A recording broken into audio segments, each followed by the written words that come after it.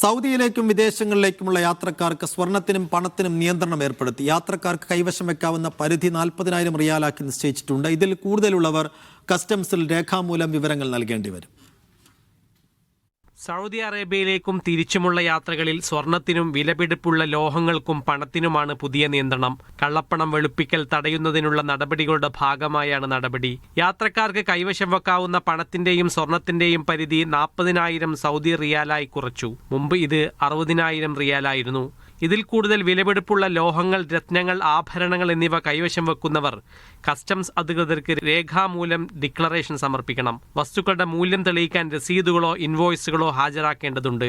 വാണിജ്യ ആവശ്യങ്ങൾക്കായുള്ളതാണെന്ന് കണ്ടെത്തിയാൽ കസ്റ്റംസ് നിയമപ്രകാരം തുടർ നടപടികൾ സ്വീകരിക്കും. സംശയാസ്പദമായ വിലപിടിപ്പുള്ള വസ്തുക്കൾ 72 മണിക്കൂർ വരെ തടഞ്ഞുവെക്കാനാവും. ആദ്യ നിയമലംഘനം നടത്തുന്നവരിൽ നിന്ന് പിടിച്ചെടുത്ത വസ്തുക്കളുടെ മൂല്യത്തിന്റെ 10 മുതൽ 25% വരെ പിഴ ഈടാക്കും. ആവർത്തിച്ചുള്ള നിയമലംഘനങ്ങളിൽ പിഴ 50% വരെയാക്കും. സാമ്പത്തിക ഇടപാടുകളിൽ സുതാര്യത ഉറപ്പാക്കുകയും സാമ്പത്തിക വ്യവസ്ഥയെ സംരക്ഷിക്കുകയും ചെയ്യുക എന്നതാണ് ലക്ഷ്യം. Sabith Saleem, media 1, Jeddah.